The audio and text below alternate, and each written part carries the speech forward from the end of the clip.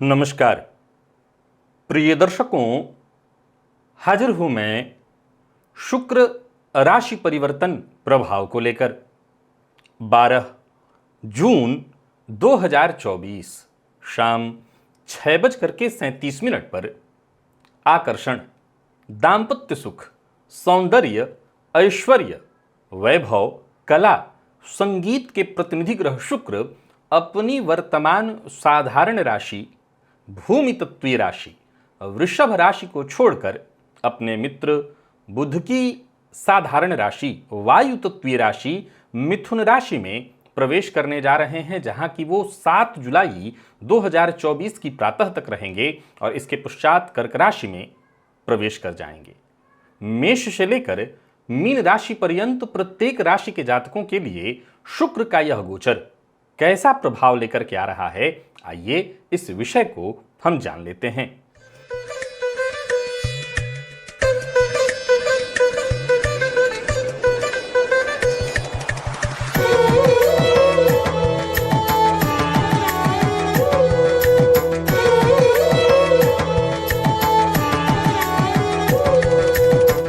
प्रिय दर्शकों, गोचर कुंडली में इस समय की स्थिति को देखें तो शनिदेव कुंभ राशि में है, राहु मीन में है।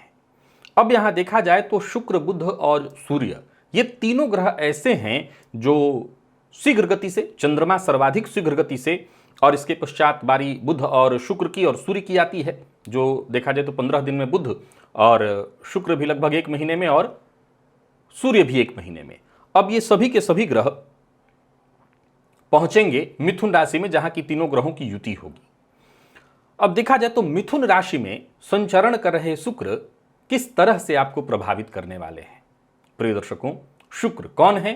तो काल पुरुष का सुख है, ऐश्वर्य है, और मिथुन अर्थात मैथुन। अगर ध्यान से देखें तो इस राशि का प्रतीक चिन्ह कैसा है? एक स्त्री पुरुष का जोड़ा आपको दिखाई पड़ेगा। तो जाहिर सी बात है कि प्रत्येक राशि के जातकों के लिए शुक्र कहीं ना कहीं सुख की स्थिति उत्पन्न करने वाले हैं। आइए चर्चा प्रारंभ करते हैं और जान लेते हैं। प्रारंभ में ही बता दूं, यह राशिफल मैं आपको आपके चंद्र राशि के आधार पर बताने जा रहा हूं। यानी आपकी जन्म कुंडली में चंद्रमा जिस राशि में बैठे हैं वही आपकी जन्म राशि या चंद्र राशि है, उसी के आधार पर आप इस राशिफल को देखिए। चलिए, सबसे पहली राशि है मेष।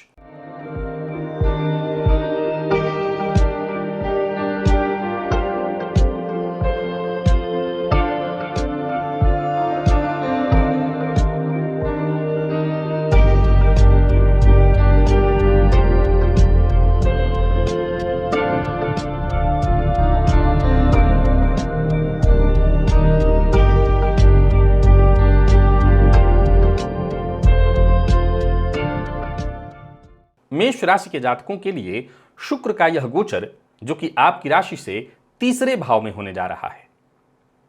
अब देखा जाए तो शुक्र आपके लिए द्वितीय और सप्तम के स्वामी बनकर के तीसरे भाव में गोचर करने जा रहे हैं।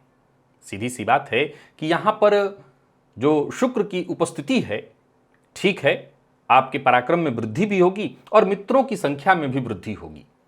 शुक्र का तीसरे भाव में गोचर करना निसंदेह आपको शत्रुओं पर भी विजय कराएगा। तो वहीं सबसे ज्यादा जो फायदेमंद स्थिति है वो तीसरा भाव पुरुषार्थ का है।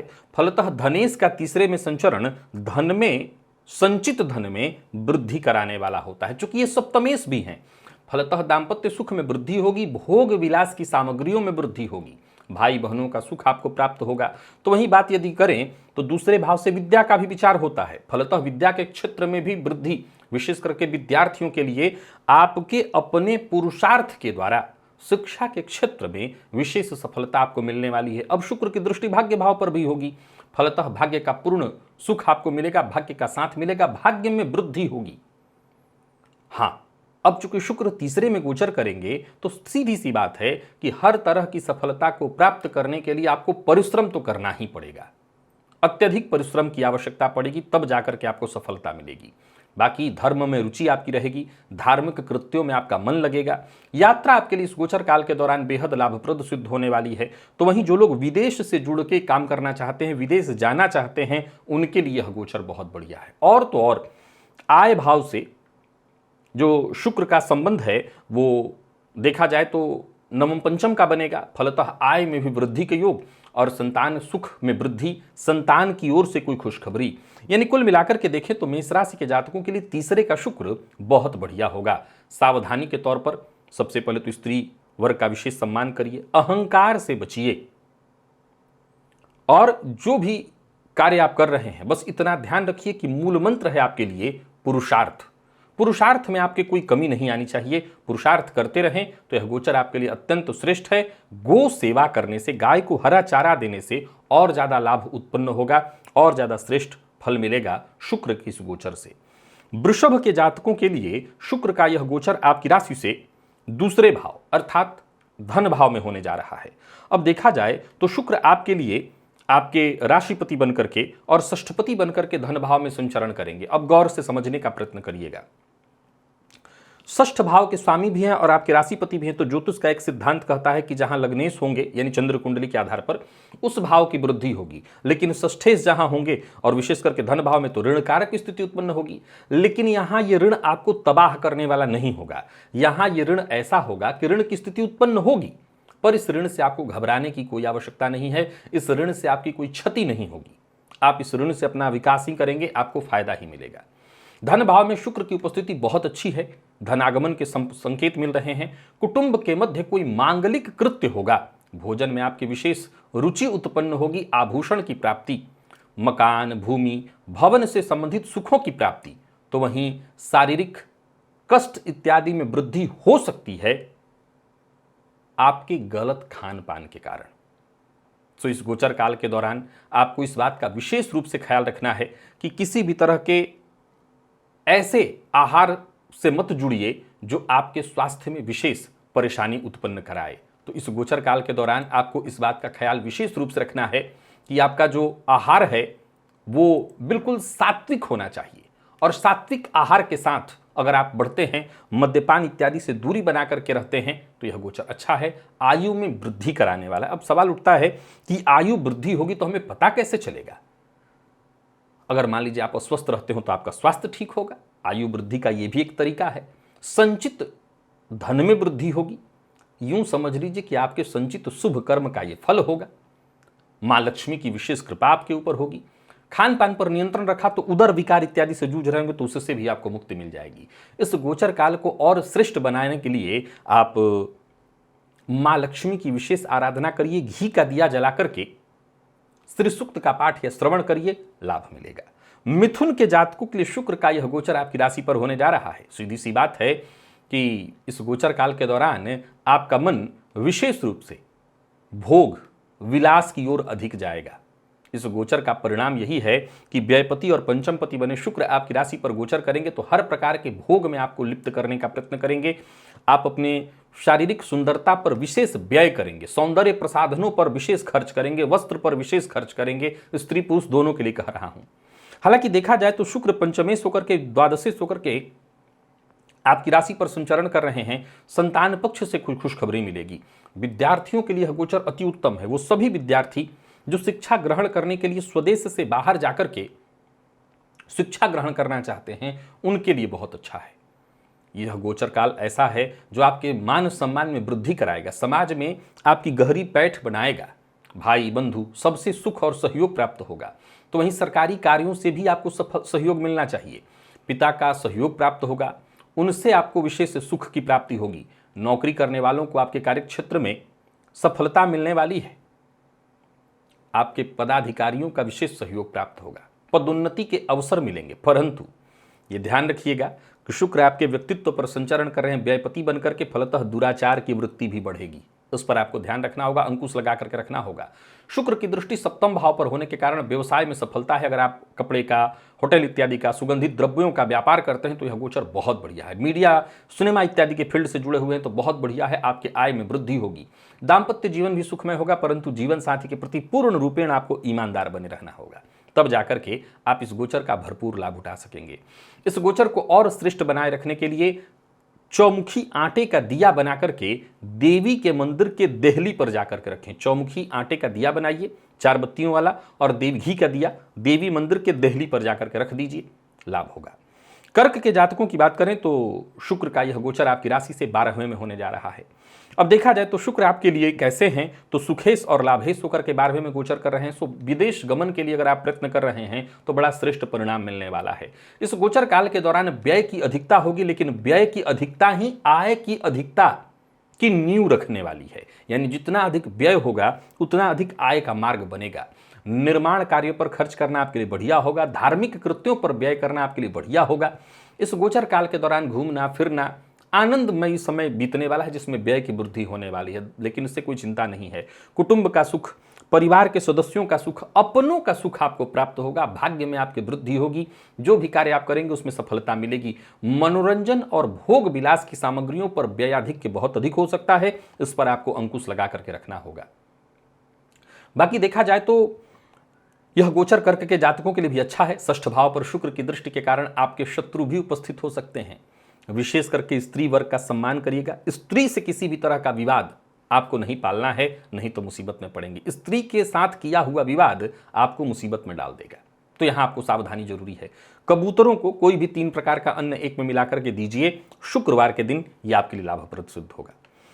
तो वहीं सिंह के जातकों की यदि हम बात करें तो शुक्र का यह गोचर आपकी राशि से लाभ में होने जा रहा है। अब देखा जाए तो शुक्र तृतीय और साथ ही साथ दशम पति बनकर के लाभ में गोचर करेंगे, तो सीधी सी बात है कि यह स्थिति बहुत ही अद्भुत मानी जाएगी। धन त्रिकोण का लग्न है दशम, और इसके स्वामी बने शुक्र लाभ में जब संचरण करेंगे तो एक तरह से यह भी महाधनी योग की स्थिति उत्पन्न करेंगे। परिणाम क्या होगा? आय में आपकी वृद्धि होगी। यह समझ लीजिए कि बहुत बढ़िया होगा समय। हालांकि स्वास्थ्य का ख्याल रखना होगा, स्वास्थ्य में थोड़ी परेशानी आएगी। जो लोग मधुमेह इत्यादि से ग्रसित रहते हैं वो ध्यान रखें, या जो लोग बॉर्डर लाइन पर हैं वो विशेष ध्यान रखें। पर मैं एक ही बात कहूंगा, यह समय ऐसा है जैसे आपके संचित शुभ कर्मों का फल।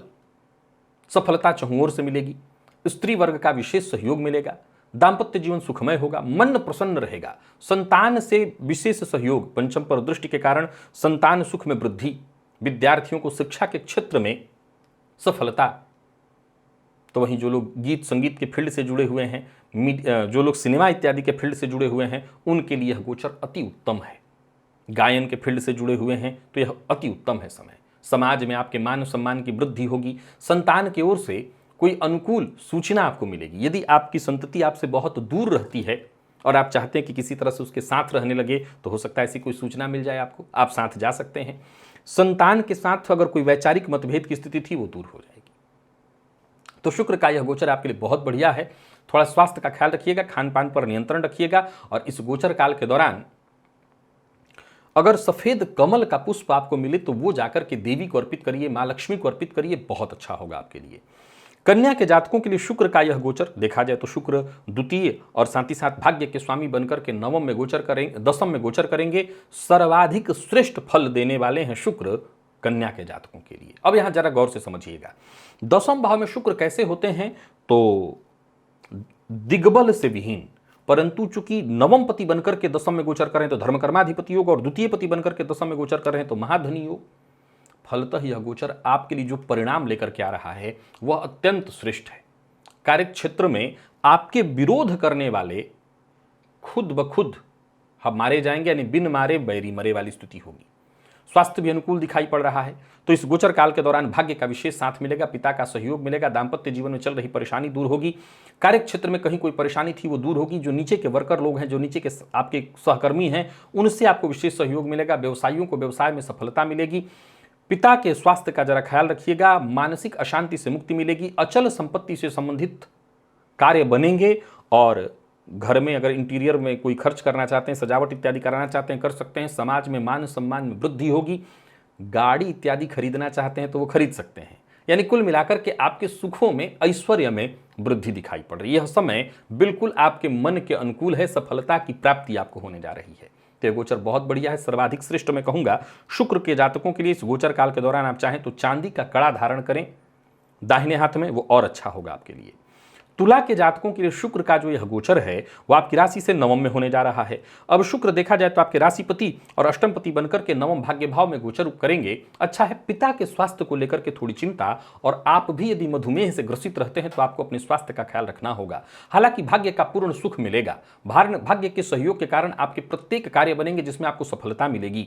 चाहे आप सरकारी फील्ड से जुड़े हुए हों या प्राइवेट सेक्टर से, आपको सफलता मिलेगी, लाभ आपको मिलने वाली है। तो वहीं धर्म के क्षेत्र से जुड़े लोगों के लिए भी यह गोचर बहुत बढ़िया है। धर्म में विशेष आपकी आस्था बढ़ेगी। यह गोचर अच्छा है, सो इसका लाभ उठाइए।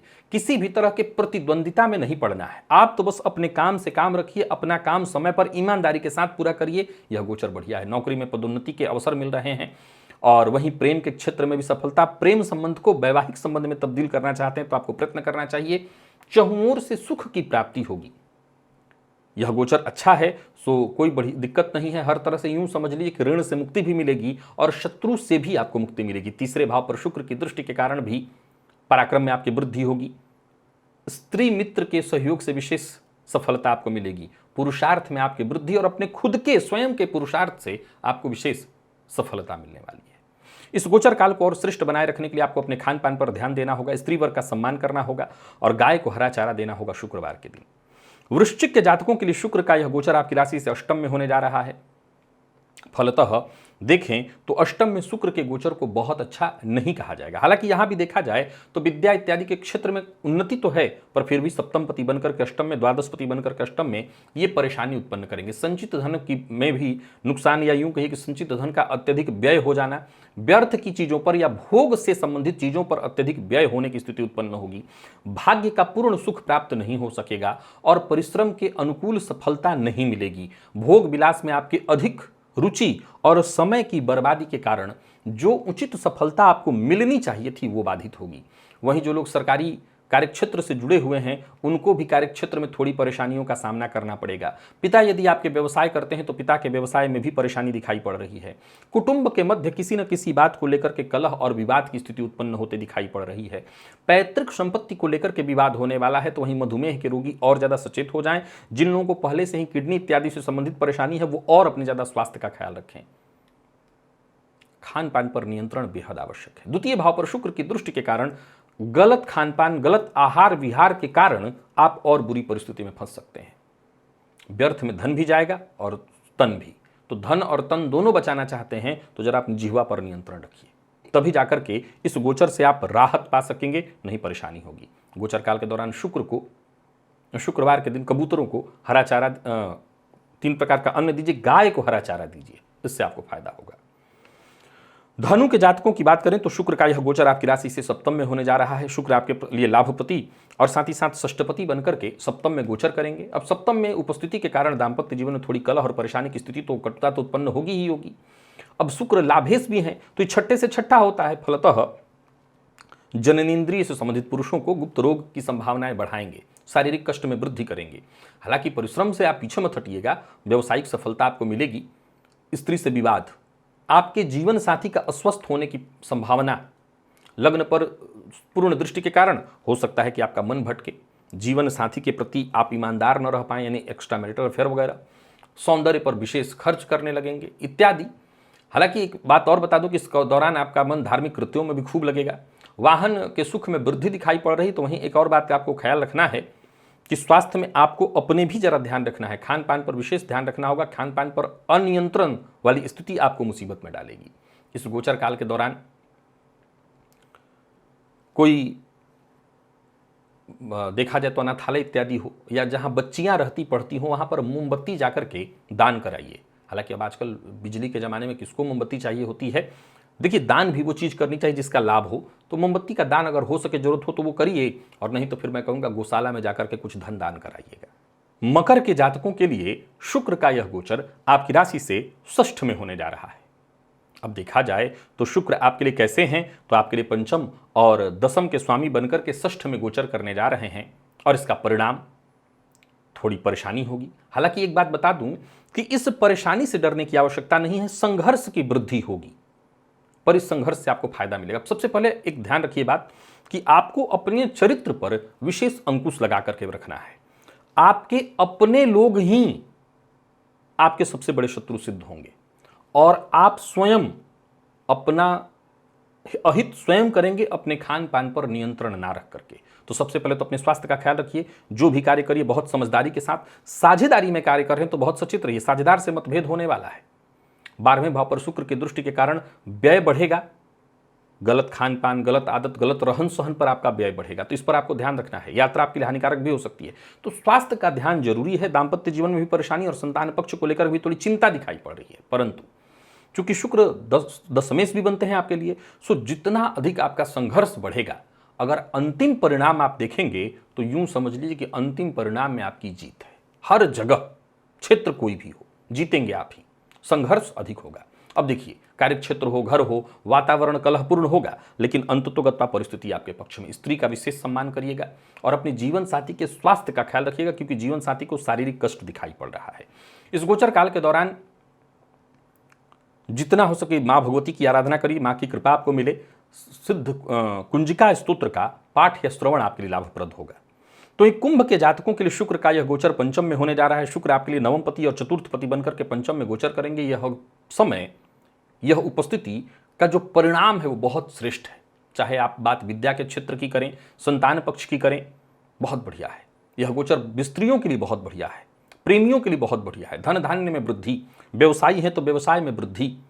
आप अगर वाणी से काम अपना करते हैं, यानी गायन इत्यादि के फील्ड से जुड़े हैं, तो जबरदस्त मान सम्मान में वृद्धि।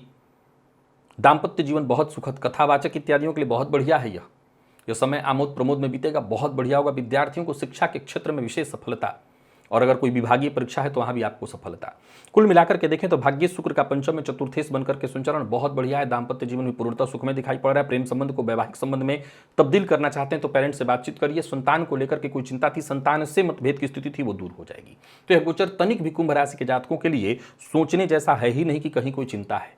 और अच्छा करने के लिए आपको क्या करना है, आप शुक्र को और बलि करिए, चांदी का कड़ा पहनिए, सफेद रंग का वस्त्र धारण करिए, इत्र इत्यादि का इस्तेमाल, फटा, जला इत्यादि वस्त्र धारण मत करिए। बस शुक्र का यह गोचर उत्तम होगा। मीन के जातकों के लिए शुक्र का यह गोचर चतुर्थ में होने जा रहा है।